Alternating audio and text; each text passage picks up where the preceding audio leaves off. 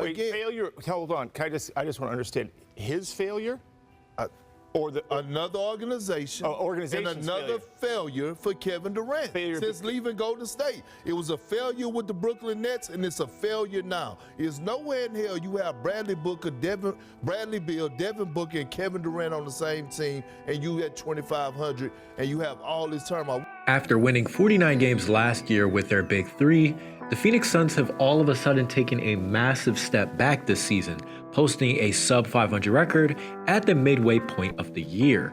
So what's the reason for the disappointment?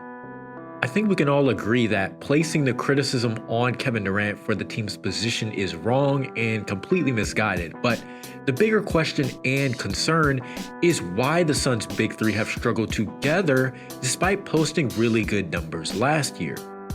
If we look at the on-off data up until the All-Star break, the Suns have posted a neutral net rating in just over 400 minutes with Beal, Durant, and Booker on the court together. Last year, the three outscored teams by almost 7 points per 100. Now, there's a few reasons for this, but the first and biggest issue starts with the rest of the roster. Investing so much money into three players in today's CBA means that the rest of the roster will be lacking in some aspects, and for the Suns, the biggest aspect is size. This team has gotten killed on the glass all season, posting a defensive rebounding percentage of 73%, which is the third lowest in the entire league. The Suns like to run lineups with 3 to 4 guards on the floor at a time, but when your center depth consists of Plumlee and Nick Richards, there's still a clear lack of both size and athleticism. So when this shot goes up, Wendell Carter just skies over everyone in black, and him and Bataze can clean up the mess. Here's a play where you can really see the size disadvantage Richards has over other centers. Watch how he gets moved out of the way by Jarrett Allen here, and nobody on the floor has the size to stop him from punching in the second chance. Some of it is also poor discipline. Nurkic is late getting back in transition, which puts him on a wing away from the basket. This shot goes up and everyone just stares at the ball, and ironically, it's Nick Richards, yes, the same Nick Richards that is now on the Suns, who gets the easiest putback of his life. There's no way. The deficiencies in this roster are extremely evident here because the Suns just can't get any stops because all of the extra possessions they give teams.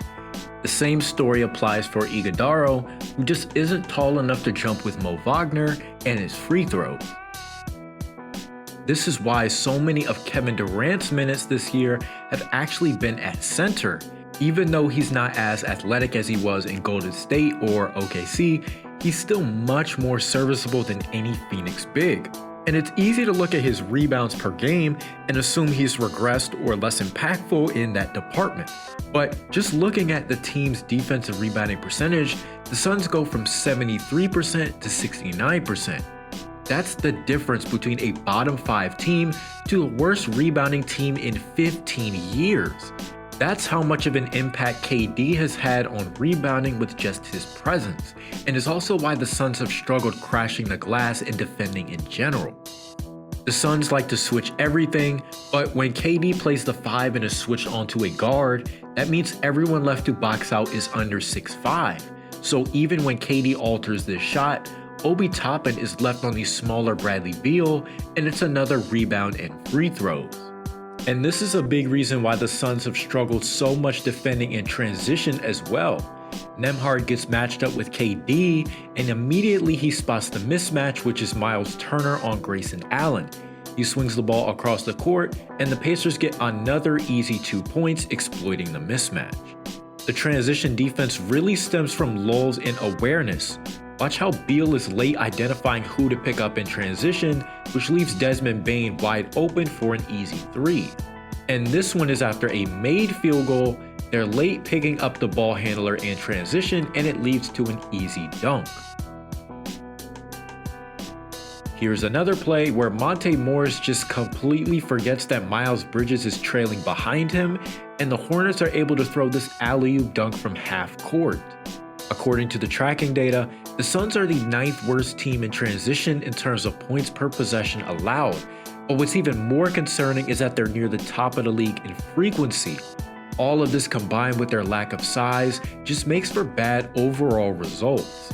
On this play, both Beal and Ryan Dunn pick up Halliburton in transition, which leaves Benedict Mathurin wide open for a coast-to-coast layup. Now, if I just highlighted every single individual transition blunder, then we'd be here all day. That's how bad they've been. But it gets worse because they're just as bad defending in the half court as well. Remember, this is the 27th ranked defense we're talking about. The team has had breakdowns at the point of attack. Grayson Allen gets absolutely cooked off the dribble with ease, which leads to an easy alley-oop dunk. Then later in the game, he falls for a Shaedon Sharpe shot fake here, which leads to an open mid-range jumper. The Suns like to switch everything, but they also don't communicate well. Beal is absolutely lost on this possession and gets turned all the way around, leaving Trae Young wide open for a logo 3.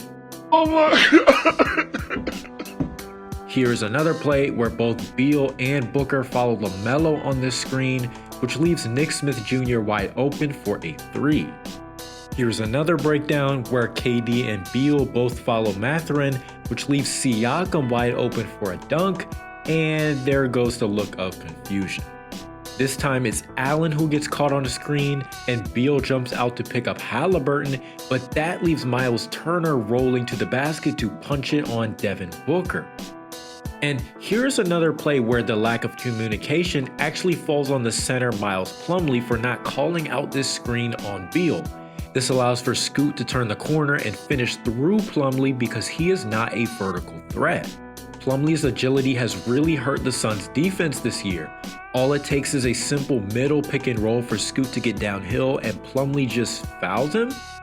And this time it's Tyus Jones separated by a screen and Plumlee is just walking backwards while Cody Martin is driving full speed downhill, and he can't do anything but foul here. So we can see how the lack of athleticism and size and awareness and communication have led the Suns to being the 27th ranked defense in the league. But what about the offense? Well, the Suns had the 11th ranked offense in the league, which actually isn't bad, but when you're paying 3 players superstar level money, it's pretty underwhelming. One thing they don't struggle with is generating good spacing. Booker and Durant are elite mid-range shooters and off-ball players, and putting them off the ball to curl and cut does create space for the floor for everyone else. You can see how well spaced the floor is in this fourth quarter sequence where KD drives and finds an open Beal in the dunker spot. But if you'll notice, the Suns basically play a 5-out system that is extremely small. This creates good space, but it also has its downsides given the strengths and weaknesses of the team. The Suns suffer from what we call a redundancy in role. For one, Nurkic spotting up in the corner here does absolutely nothing, and the Pacers are not worried about him either, throwing a late double at KD instead. Here's another play from the same game where another Suns big is spotted up in the corner. Miles Turner doesn't even look at him, and the entire possession is a disaster and leads to a turnover. If you've noticed on a lot of these plays, the Suns put a short guard in the dunker spot who almost never has the intention of actually scoring, mainly because they're not tall enough to be a lob threat. Watch Beal on this play. He's completely on autopilot once he gives up the ball and doesn't even realize until it's too late that being in the dunker spot actually clogs the paint for Booker on his drive. The lack of athleticism we talked about earlier also impacts the pick and roll game for the Suns on offense. Because Plumlee is not a lob threat, teams don't overreact to him rolling in pick and roll, which takes away a big part of their offense and leads to more contested jumpers. Plumlee just isn't comfortable enough attacking the basket in a short roll. Halliburton is all over this corner pass because he knows Plumlee won't attack the basket, but also Ryan Dunn needs to do a better job rolling here instead of spotting up in the corner where he struggles to shoot. And this is a big reason why the Suns need to help him out in the short roll. No cut from Bradley Beal to the baseline only makes their offense more predictable because defenses don't think Plumlee will look to score here.